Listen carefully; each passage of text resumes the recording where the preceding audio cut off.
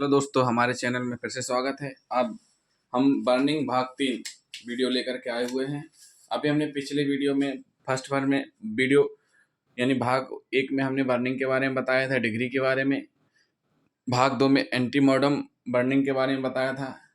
अब भाग 3 में ध्यान दी जाने वाली बातें, यानी जहाँ पर बर्निंग केसेस होते हैं वहाँ पर आपको जो भी इन्वेस्टिगेशन एजेंसी हैं उनको क्या क्या देखनी है, क्या क्या ध्यान देनी है बातें।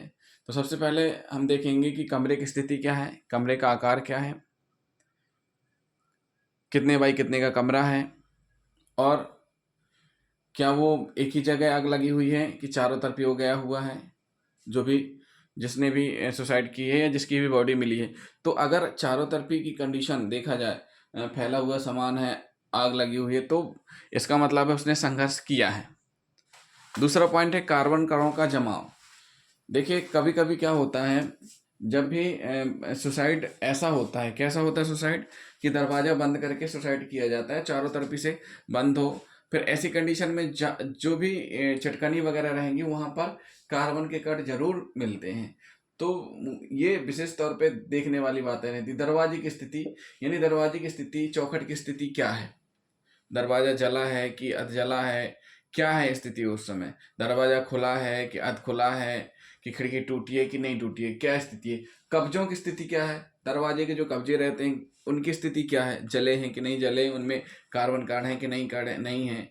फिर टूटे हुए लोहे या लकड़ी के टुकड़ों की स्थिति, जो भी घर में खिड़की रहती हैं उन उन वहाँ पर क्या देखने को मिल रहा है कि जो खिड़की वगैरह हैं टूटी है कि नहीं टूटी, भागने का प्रयास किया है कि नहीं किया गया है, ये स्थिति है।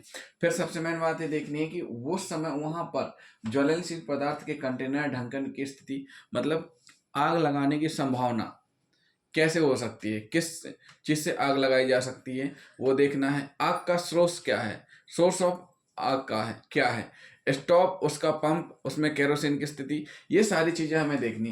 फिर हमें एक चीज़ और देखनी है कि उसी घटना स्थल पर क्या स्थिति बन रही, माचिस की डिब्बी है, अधजली माचिस की तीलियाँ हैं क्या है, केरोसिन की गंध युक्त जले अधजले कपड़े हैं, चिमनी है, जो भी ऐसी कंडीशन है हमें ये सारी चीज़ें देखनी है वहाँ पर आसपास में। उसके बाद फिर बात आती है कि जब डॉक्टर के यहाँ जाएंगे, डॉक्टर के यहाँ पास में जाएंगे तो पोस्टमार्टम कराते टाइम हमें डॉक्टर से क्या क्या चीज़ें पूछनी है बर्निंग केसेस में। तो ये सबसे मेन इम्पोर्टेंट चीज़ है। ये पोस्टमार्टम पीएम फॉर्म भरना सबसे इम्पोर्टेंट चीज़ है। तो हमें क्या क्या पूछना है ये जान लेते हैं। सबसे पहले आप देखेंगे बर्निंग की चीज़ में बर्निंग की डिग्री को पूछना है आपको, बर्निंग की डिग्री स्पष्ट करें, डॉक्टर से पूछना है आपको कि बर्निंग की डिग्री स्पष्ट करें।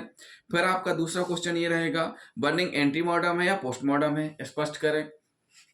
मृतका की ट्रेकिया में कार्बन के कण हैं, स्पष्ट करें। जो भी मृतक है उसका उसका जो ट्रेकिया उसमें कार्बन कण है कि नहीं है। तो उसके बाद आवश्यकता अनुसार मृतका का बिस्तरा प्रिजर्व करवाना है। मृतका के शरीर पर चिपके अधजले कपड़े उनको प्रिजर्व करवाना है। सिर के बालों को प्रिजर्व करवाना है। वेजाइनल आलेप की स्लाइड तैयार करनी है अगर मृतका नाबालिग है इस स्थिति में।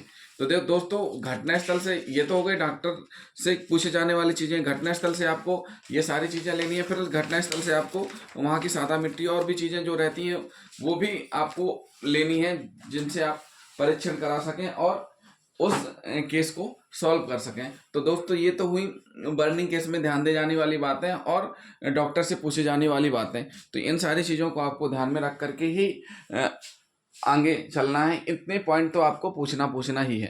थैंक यू दोस्तों।